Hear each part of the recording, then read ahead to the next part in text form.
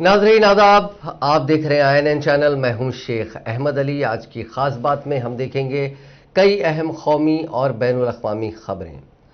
5 रियासतों के असम्बली इंतखाबात के बाद अब नताइज का इंतजार है। इख्तिदार की चाबी किस पार्टी के हाथ लगती है, ये तो 2 मई को यानी इतवार के रोज ही पता चलेगा। 5 रियासतों के इन इंतखाबात में भी कुछ बड़े सियासी चेहरे हैं जिनके सियासी मुस्तकबिल के लिहाज से ये इंतखाबात काफ़ी अहमियत के हामिल हैं। तो आइए एक निगाह उन कायदीन पर डालते हैं जिन्हें ये इंतखाबी नताइज काफ़ी हद तक मुतासिर करने जा रहे हैं।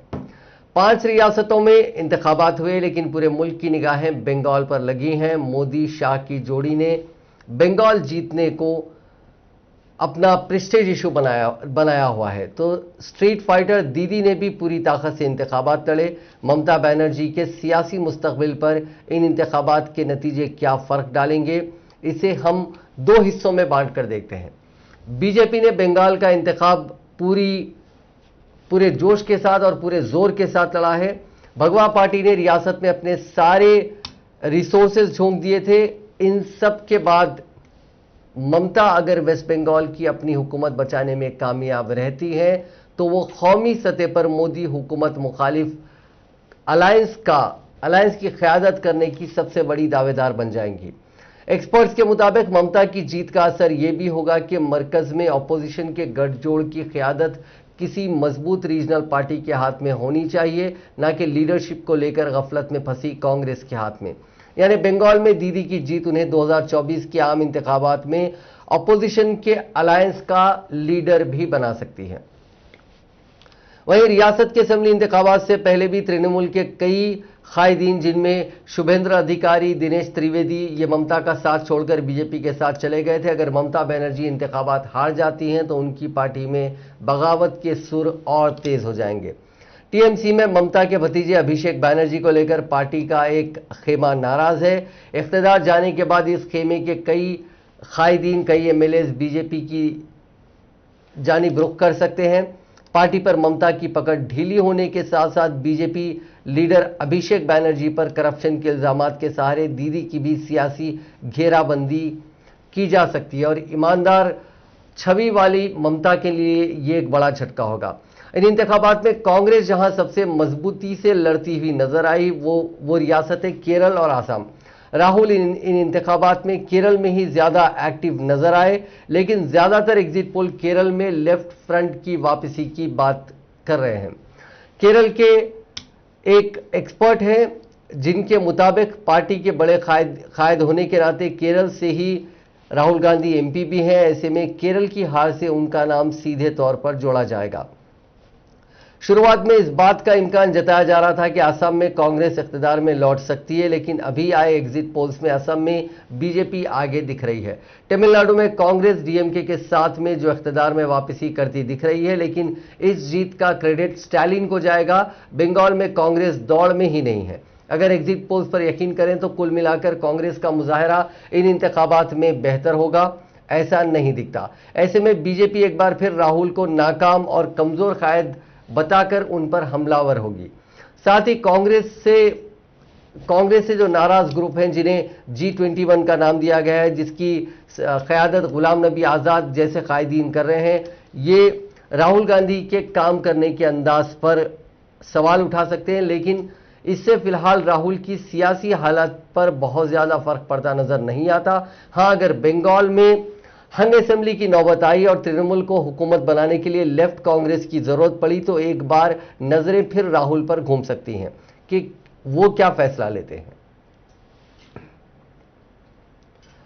गुजरात में भरूच के पटेल वेलफेयर कोविड हॉस्पिटल में जुमे की रात शदीद आग लग गई। हादसे में अब तक 18 लोगों की मौत हो चुकी है। इनमें से 16 मरीज और 2 स्टाफ नर्सेज शामिल हैं। इस 4 मंजिला अस्पताल में 50 मरीज और भर्ती थे। सभी को सिविल हॉस्पिटल, सेवाश्रम हॉस्पिटल और जम्बुसुर अल महमूद हॉस्पिटल में शिफ्ट कर दिया गया है। ये हॉस्पिटल भरूच जम्बसूर हाईवे पर बताया जा रहा है। हादसे पर गुजरात के वजीर आला विजय रूपानी ने दुख जताया है। उन्होंने कहा कि हादसे में जान गंवाने वाले मरीजों, डॉक्टरों और अस्पताल के मुलाजिमीन के तहत वो हमदर्दी का इजहार करते हैं। इस हादसे में मरने वालों के अफराद खानदान को रियासती हुकूमत ने 4-4 लाख रुपए की इमदाद देने का ऐलान किया है। आग रात करीब 12:30 बजे लगी और तेजी से फैलकर आईसीयू तक पहुंच गई।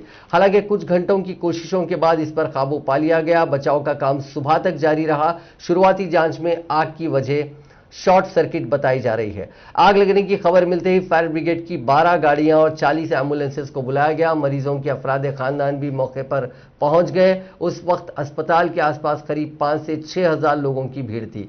वो रो रहे थे और चीख पुकार मची हुई थी। कुछ लोग रोते हुए सोशल मीडिया पर मदद की गुहार लगा रहे थे। आग की वजह से अस्पताल और आसपास के इलाकों की बिजली बंद कर दी गई थी।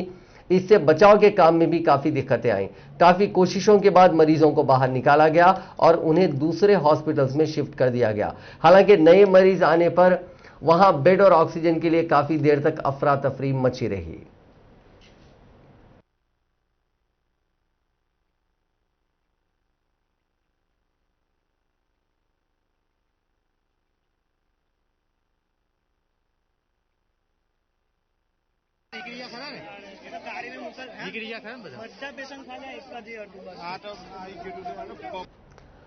कोरोना की दूसरी लहर के बीच दिल्ली में ऑक्सीजन की किल्लत पर दिल्ली हाईकोर्ट में सुनवाई हुई। इसी बीच राजधानी के बन्ना बत्रा हॉस्पिटल में ऑक्सीजन खत्म होने की वजह से 12 कोरोना मरीजों को जान गंवानी पड़ी। हाईकोर्ट में सुनवाई के दौरान अस्पताल की तरफ से बताया गया कि 1 घंटे से भी ज्यादा वक्त तक ऑक्सीजन की सप्लाई नहीं थी। इसी वजह से 8 कोरोना मरीजों की मौत हो गई। मरने वालों में डॉक्टर भी शामिल है। अस्पताल में 307 मरीज भर्ती हैं। इनमें से 230 ऑक्सीजन सपोर्ट पर हैं। कुछ देर बाद बत्रा हॉस्पिटल के एमडी डॉक्टर SCL गुप्ता ने एक टीवी चैनल को 12 लोगों की मौत की जानकारी दी। सुनवाई के दौरान हाईकोर्ट ने सख्त रिमार्क्स करते हुए कहा कि पानी अब सिर से ऊपर चला गया है। अब हमें काम से मतलब है। अब आपको यानी मरकजी हुकूमत को हर चीज का इंतजाम करना होगा। हाईकोर्ट ने मरकज को अहकाम दिए हैं कि किसी भी हाल में आज 490 मीट्रिक टन ऑक्सीजन पहुंचनी चाहिए। अगर इस पर अमल नहीं किया गया तो इसे अदालत की तौहीन करार दिया जाएगा और उस पर कार्रवाई की जा सकती है। अगर यह काम पूरा नहीं होता है तो DPIIT के सेक्रेटरी को अगली सुनवाई में अदालत के सामने हाजिर होना पड़ेगा। अब पानी सर के ऊपर चढ़ चुका है। यह कहते हुए कोर्ट ने मामले की अगली सुनवाई पीर के रोज को तय कर दी है। इससे पहले कोर्ट ने बत्रा हॉस्पिटल से कहा कि हर कोई थका हुआ है, यहां तक कि हम भी थक गए हैं। कोर्ट ने बत्रा हॉस्पिटल को से कहा कि आप डॉक्टर हैं, आपको अपनी नब्ज पकड़ने की जरूरत है। इंतजामात करने के लिए वक्त दीजिए। अगर आप मैसेज करते रहेंगे तो दूसरा काम करने वाला शख्स इसमें बिजी हो जाएगा। छाव जो हमारी चल रही है ऑक्सीजन के साथ जो हमारा खेल चल रहा है, ये बहुत ही गंदा खेल था। Practically every day, every minute, every second हम लोग इससे पीड़ित थे और हम लगातार अथॉरिटीज के साथ इंफॉर्मेशन दे रहे हैं। हद तो ये है कि हमारा एक केस भी चल रहा है कोर्ट में जिसकी रेगुलर वे पे सुनवाई हो रही है और हम रेगुलर वे पे उन्हें भी बता रहे हैं कि हमारे यहाँ क्या हो रहा है। कल सेम सिचुएशन थी, दोपहर को इमरजेंसी डिक्लेयर हुई। किसी तरह शाम को 5-5:30 बजे हमको 5000 लीटर मिला। वो 5000 लीटर 326 पेशेंट हैं जिस अस्पताल में, 300 कोविड पेशेंट हो, 230 हाई फ्लो में हो, उसमें 48 आईसीयू में हो। नाउ ऑक्सीजन तो हम लोग मांगते हैं तो अपने लिए तो नहीं मांग रहे, पीने के लिए नहीं है। ऑक्सीजन तो पब्लिक के लिए है, पेशेंट के लिए है, उन मरीजों के लिए जो यहां पर भर्ती हुए हैं। हमारा अस्पताल एक डिजिग्नेटेड कोविड हॉस्पिटल है, दिल्ली सरकार द्वारा प्रमाणित कोविड हॉस्पिटल है, जिसके 80% बेड्स रिजर्व हैं कोविड के लिए। अगर मेरे कैपेसिटी 500 की है तो मुझे 400 पेशेंट अस्पताल में भर्ती भी करने। हमारी आज सुबह फिर वही हालत हुई। शाम को आने के बाद चलो ठीक हुआ, मॉर्निंग में फिर वही हालत। हमारे पास 2000 लीटर बची, हमें पता था 4-5 घंटे में खत्म हो जाएगी। हमने 7 बजे से ये कार्य फिर शुरू कर दिया, सबको समझाना। किनको आपने किया? एडिशनल सेक्रेटरी हेल्थ, जो ऑक्सीजन के हमारे नोडल ऑफिसर हैं उनको, जो एसडीएम नोडल ऑफिसर हमारे साथ यहाँ अस्पताल में दिया गया है, जिनको भी हम बता सकते हैं उनको सबको बताया। यहां तक कि हमने एक बीच में कोर्ट में भी इन्फॉर्म किया कि भाई ये पोजीशन है हमारे पास। हमने जब बताया कि हमारे पास अब मात्र आधा घंटे की ऑक्सीजन बची, उसके बावजूद भी कोई टैंकर मुंडका में था, कोई टैंकर बुरारी में था। हमारे तो हाथ पैर फूल गए। लेकिन जब तक ऑक्सीजन आई यहां पर तब तक हमारे 8 पेशेंट नहीं रहे। धूप छांव जो हमारी चल रही है ऑक्सीजन के साथ। दिल्ली में कोरोना के बढ़ते मामलों के बाद लॉकडाउन एक हफ्ता और बढ़ा दिया गया। वजीर आला अरविंद केजरीवाल ने हफ्ते की शाम इसका ऐलान किया। पहले यहां 3 मई की सुबह 5 बजे तक लॉकडाउन था, जिसे बढ़ाकर 10 मई की सुबह 5 बजे तक कर दिया गया। इस दौरान पहले जैसे खवानीन ही लागू होंगे। दिल्ली में 19 अप्रैल की रात 10 बजे से लॉकडाउन शुरू हुआ था, जो 26 अप्रैल सुबह 5 बजे तक चलना था। लॉकडाउन खत्म होने से पहले केजरीवाल ने 25 अप्रैल को एक हफ्ते का लॉकडाउन बढ़ाया था। उन्होंने कहा था कि इन्फेक्शन के खिलाफ लॉकडाउन ही आखिरी हथियार है। वहां पिछले 15 दिनों से 20,000 से ज्यादा कोरोना केसेस सामने आ रहे हैं। आखिरी बार 16 अप्रैल को 19,486 कोरोना केसेस, यानी जो 20,000 से कम थे, सामने आए थे। जुमे के रोज या पिछले 24 घंटों में 27,047 लोगों की कोरोना रिपोर्ट पॉजिटिव आई है। 375 मरीजों की दिल्ली में कोरोना से मौत भी हुई है।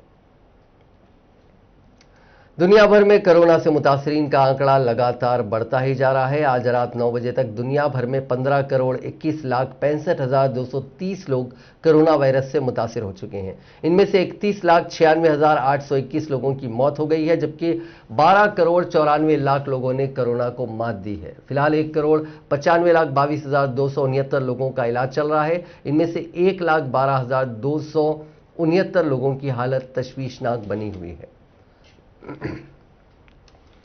हिंदुस्तान में कोरोना की दूसरी लहर हर दिन खतरनाक होती जा रही है।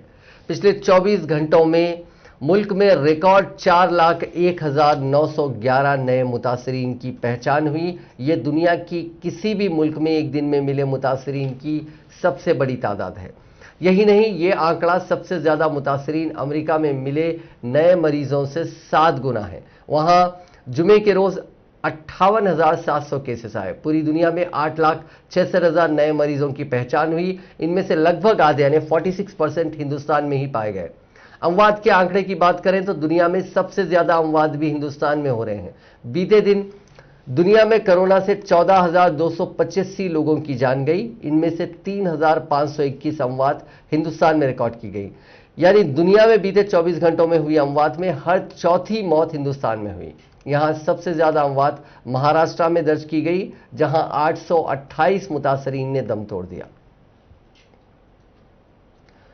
मशहूर सितार वादक और पद्मभूषण पंडित देवव्रत चौधरी उर्फ देबू चौधरी का हफ्ते की सुबह इंतकाल हो गया। वो 85 साल के थे। कोरोना पॉजिटिव होने के बाद उन्हें चारशुम्बे की रात दिल्ली के एक हॉस्पिटल में शरीक किया गया था, जहां उनका इलाज चल रहा था। लॉकडाउन की वजह से उन्हें पुलिस की मदद से हॉस्पिटल में भर्ती कराया गया था। उधर एक्टर विक्रमजीत कंवरपाल भी कोरोना की जंग हार गए। वो 52 साल के थे। देबू चौधरी के बेटे प्रतीक चौधरी ने सोशल मीडिया के जरिए उनके इंतकाल की खबर दी। उन्होंने बताया कि जुमे की देर रात उन्हें हार्ट अटैक आया था।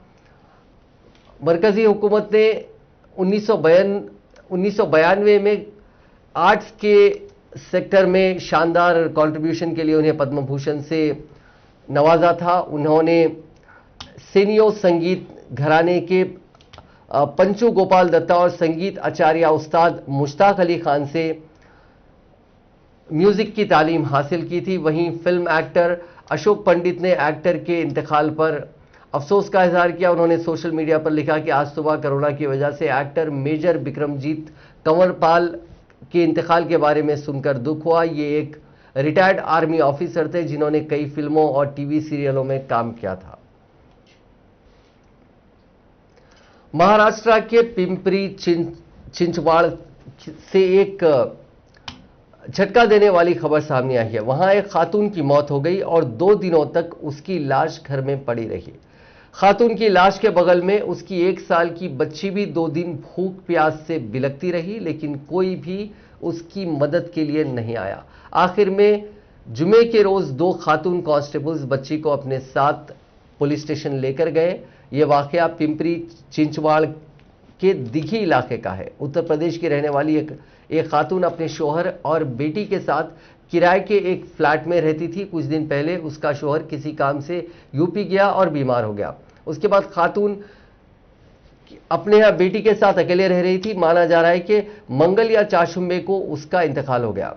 उसके बाद 2 दिन तक किसी को भी उसकी भनक नहीं लगी। 2 दिन बाद जुमेरात को पड़ोसियों को उस घर से बदबू आने लगी, लेकिन कोरोना की वजह से, उसके डर की वजह से कोई भी फ्लैट के अंदर घुसने को तैयार नहीं था। जुमे को किसी ने पुलिस स्टेशन फोन करके इसकी जानकारी दी। इसके बाद कांस्टेबल सुशीला गाभले और रेखा वाजे मौके पर पहुंचे और दरवाजा तोड़कर अंदर घुसी तो उनकी आंखें फटी रह गईं। 1 साल की एक बच्ची लाश के बगल में लेटी थी और भूख से तड़प रही थी।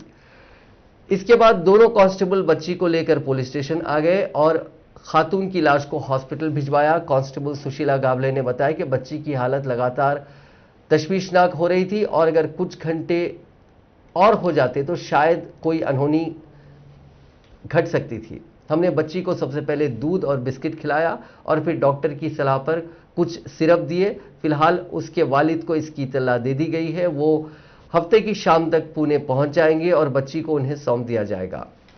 दिघी पुलिस स्टेशन के एक अफसर मोहन शिंदे ने कहा कि बाल कल्याण समिति के अहकाम के मुताबिक बच्ची को सरकारी चाइल्ड केयर होम में भेज दिया गया। बच्ची की मां का नाम सरस्वती राजेश कुमार था। वो 29 बरस की थी। उनकी मौत की वजह की जांच की जा रही है। पोस्टमार्टम से पता चला कि खातून की मौत उनकी लाश मिलने से करीब 2 दिन पहले हो चुकी थी। मोहन शिंदे ने बताया कि हमने मरने वाली खातून के पड़ोसियों से मदद मांगी, लेकिन उन्होंने इनकार कर दिया। कोरोना के डर से किसी ने बच्ची को हाथ तक नहीं लगाया। तब 2 खातून कांस्टेबलों ने बच्ची को संभाला और उसे खाना खिलाया। तेलंगाना में कोविड-19 के 7,754 नए मामला दर्ज किए गए हैं, जिसके बाद रियासत में मामलात की तादाद बढ़कर 4,43,360 हो गई है। रियासत में बहशत मजमूई अमवात की तादाद बढ़कर 2,312 हो गई, क्योंकि गुज़िश्ता 24 घंटों के दौरान मजीद 51 अमवात हुई हैं। महकमे सेहत की जानिब से जारी करदा बुलेटिन में कहा गया है कि रियासत में 6,542 अफराद रूबे सेहत हुए हैं, जिसके बाद रियासत में अब तक इस मर्ज से रूबे सेहत होने वालों की तादाद बढ़कर 3,62,160 हो गई। रियासत में एक्टिव केसेस की तादाद 78,888 है। गुज़िश्ता 24 घंटों के दौरान कोविड-19 के 77,930 टेस्ट किए गए, ताहम 5,186 नमूनों की रिपोर्ट्स का इंतजार है। बहशत मजमूई 1,29,00,000 नमूनों की जांच रियासत में इस मर्ज के फैलने के बाद से की गई है। जीएचएमसी के हुदूद में 1507 नए मामला दर्ज किए गए हैं। बकिया मामलात रियासत के दीगर अजला में दर्ज किए गए। रूसी वैक्सीन स्पुतनिक वी की पहली खेप हफ्ते को हिंदुस्तान आ गई। इसे लेकर एक प्लेन ने हैदराबाद में लैंड किया। मुल्क में अचानक आई वैक्सीन की कमी को देखते हुए मरकजी हुकूमत ने इसे मंजूरी दी थी। वैक्सीन के प्रोडक्शन और सप्लाई का काम रूसी directorate investment fund RDIF company देख रही है। आरडीआईएफ के सीईओ किरिल दिमित्रिव ने कहा कि अभी हिंदुस्तान में हर महीने 5 करोड़ डोजेस बनाए जाएंगे। कुछ वक्त बाद कंपनी प्रोडक्शन और बढ़ाएगी। हिंदुस्तान के 5 बड़े वैक्सीन प्रोड्यूसर्स के साथ एक साल में 85 करोड़ डोजेस बनाने का करार किया गया है। उधर मुल्क भर में आज यानी 1 मई से 18 साल से 44 साल तक की उम्र के सभी शहरियों को कोरोना वैक्सीन लगाई जा रही है। इस बीच कई रियासतों ने वैक्सीन का स्टॉक नहीं होने का हवाला देते हुए आज से वैक्सीनेशन प्रोग्राम शुरू करने से मना कर दिया। उन रियासतों में तेलंगाना भी शामिल है। वहीं मरकजी हुकूमत ने इन बयानों की तरदीद की है और कहा कि सभी रियासतों में 1 करोड़ से ज्यादा डोजेस मौजूद है और अगले 3 दिनों में 20 लाख खुराकें उन्हें और मिल जाएंगी। मरकज ने यह भी बताया कि हुकूमत 45 साल से ऊपर के लोगों के लिए टीका मुहैया कराना जारी रखेगी। 5 बीजेपी के जेर इख्तिदार रियासतों मध्य प्रदेश, गोवा, गुजरात, अरुणाचल प्रदेश और कर्नाटका समेत वेस्ट बंगाल, दिल्ली, ओडिशा, पंजाब, तेलंगाना और आंध्र प्रदेश यानी 11 रियासतें वैक्सीनेशन प्रोग्राम तय वक्त से शुरू करने से इनकार कर दिया है।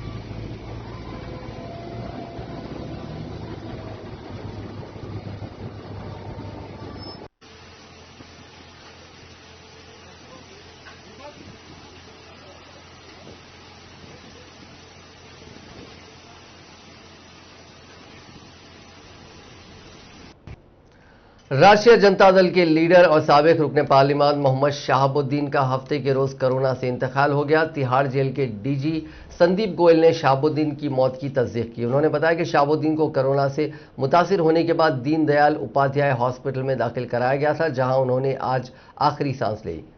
आरजेडी के जोरावर लीडर कत्ल के संगीन मामले में दिल्ली के तिहाड़ जेल में सजा काट रहे थे। पार्टी लीडर तेजस्वी यादव ने शहाबुद्दीन की मौत पर अफसोस का इजहार किया। उन्होंने ट्वीट करके अपने ताजियती पैगाम में कहा कि साबिक रुकने पार्लियामेंट मोहम्मद शहाबुद्दीन की कोरोना इन्फेक्शन की वजह से बेवक्त मौत की खबर अफसोसनाक है। खुदा उनको जन्नतुल फिरदौस में जगह अता फरमाए। सुगवार कुंबे और बही ख्वाहों को क़ुव्वत बर्दाश्त अता करे। उनकी मौत पार्टी के लिए नाकाबिल तलाफी नुकसान है। दुख की इस घड़ी में आरजेडी कुंबा पसमंदगान के साथ है। वहीं एक खबर यूपी से भी आई है कि यूपी के समाजवादी पार्टी के लीडर आजम खान भी कोरोना से मुतासिर हो चुके हैं। मुल्क में कोरोना इन्फेक्शन की वजह से ऑक्सीजन, दवाई और बेड को लेकर हाहाकार मचा हुआ है। बहरान की इस घड़ी में एक बार फिर फौज के जवानों ने मोर्चा संभाल लिया है। आर्मी, एयरफोर्स के बाद अब नेवी ने भी मेडिकल सप्लाई को बेहतर बनाने के लिए ऑपरेशन समुद्र सेतु 2 लॉन्च किया है। वहीं एक्टर सोनू सूद ने चीन पर अपने 100 कॉन्सेंट्रेटर्स रोकने का इल्जाम लगाया। नेवी ऑपरेशन के तहत इंडियन नेवी ने 7 जहाज कलकत्ता, कोच्चि, तलवार, तबर, त्रिकंड, जलश्र और एरावत को अलग अलग मुल्कों से मेडिकल ऑक्सीजन से भरे क्रियोजेनिक कंटेनर्स और मेडिकल इक्विपमेंट लाने के लिए तैनात किया है। इनमें आईएनएस तलवार 40 MT लिक्विड मेडिकल ऑक्सीजन के साथ बहरीन से लौट रहा है। आईएनएस कोलकाता दोहा और खतर से मेडिकल साजो सामान के साथ कुवैत से ऑक्सीजन टैंक लेकर आएगा। आईएनएस एरावत को लिक्विड ऑक्सीजन टैंकों को लाने के लिए सिंगापुर भेजने का प्लान है। आईएनएस जलश्र शॉर्ट नोटिस पर मेडिकल स्टोर्स के लिए इस सेक्टर में खड़ा है। अरब सागर में तैनात आईएनएस कोच्चि, त्रिकंड और तबर को भी मिशन में लगाया गया है। इंडियन नेवी के तर्जुमान कमांडर विवेक मधवल ने बताया कि नेवी ने ऑक्सीजन लाने के लिए समुद्र सेतु 2 मुहिम शुरू की है। पिछले साल लॉकडाउन की वजह से बैरून मुल्क में फंसे लोगों को लाने के लिए नेवी ने वंदे भारत मुहिम के तहत समुद्र सेतु अभियान चलाया था। हिंदुस्तान में कोरोना इन्फेक्शन से हालात दिन ब दिन बदतर होते जा रहे हैं। ऐसे मुश्किल माहौल में कांग्रेस सदर सोनिया गांधी ने एक वीडियो पैगाम जारी कर मरकजी हुकूमत को कोरोना बहरान से निपटने के कुछ तरीके बताए हैं। साथ ही सभी सियासी पार्टियों के इत्तेफाक से कोरोना से मुतालिक पॉलिसी बनाए जाने का मुतालबा भी किया। सोनिया गांधी ने कहा कि सभी सियासी पार्टियों के इत्तेफाक से कोरोना से निपटने की पॉलिसी तैयार की जानी चाहिए ताकि आवाम के लिए आसानियां पैदा हों।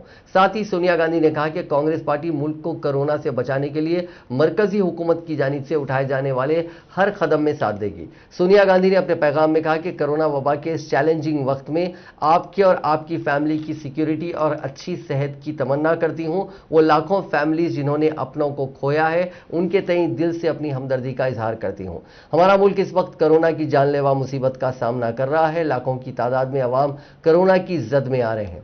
सोनिया गांधी ने अपनी बात को आगे बढ़ाते हुए कहा कि यह बहरान सभी मुल्की बाशिंदों के लिए इम्तिहान की घड़ी है। हमें एक दूसरे का हाथ पकड़कर और एक दूसरे का सहारा और ताकत बनना है।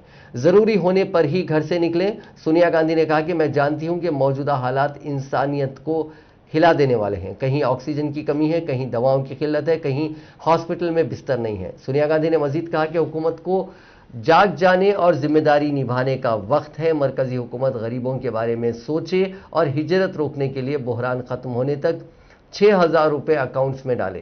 कोरोना टेस्टिंग बढ़ाई जानी चाहिए। ऑक्सीजन, दवा और हॉस्पिटल्स का जंगी सतह पर इंतजाम किया जाए। मुफ्त टीकाकारी का इंतजाम होना चाहिए। कोरोना के टीके की कीमत का फर्क खत्म हो। जिंदगी बचाने वाली दवाओं की कालाबाजारी बंद की जाए। मेडिकल ऑक्सीजन को अस्पतालों को देने का फौरन इंतजाम किया जाए।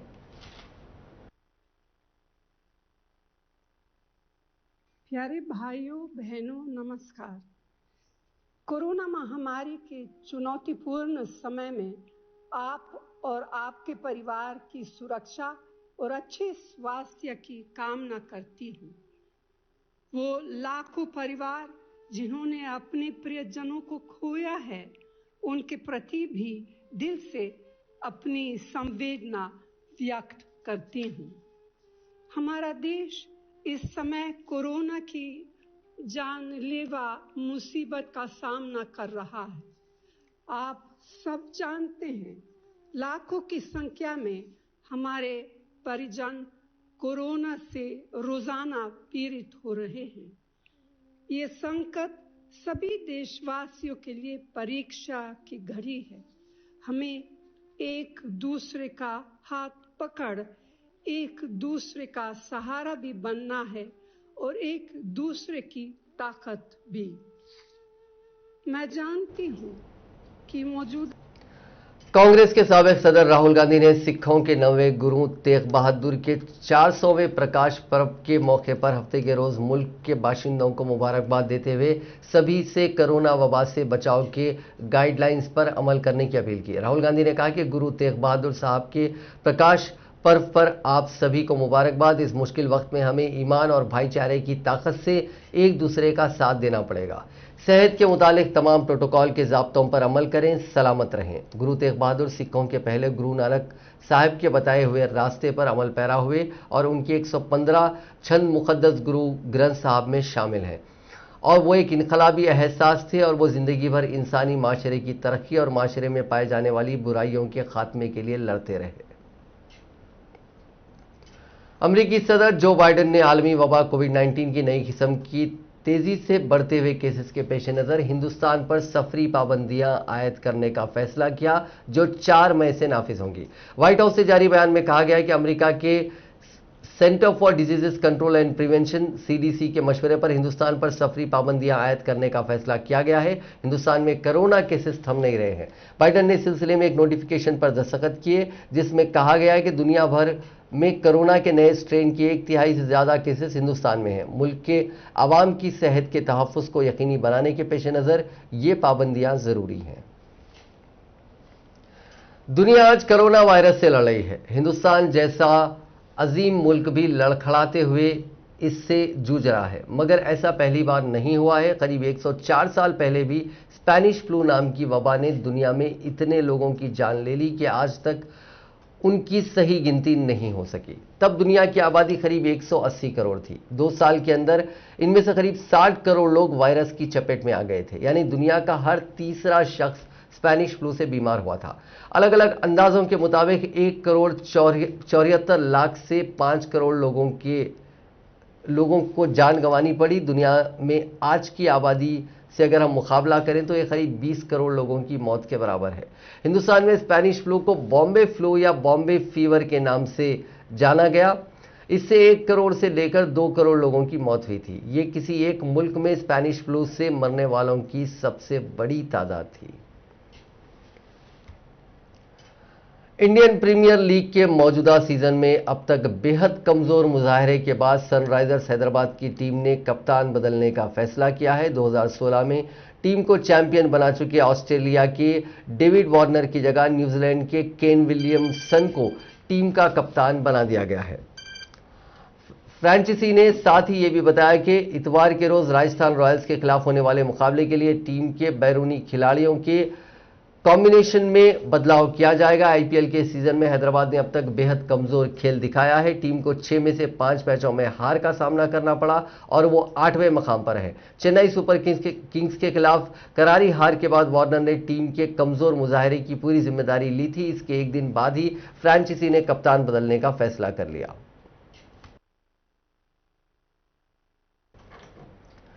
नाजरीन, आज की खास बात में बस इतना ही। आपसे कल मुलाकात होगी नई खबरों के साथ, नए एनालिसिस के साथ। फिलहाल दीजिए इजाजत। खुदा हाफिज।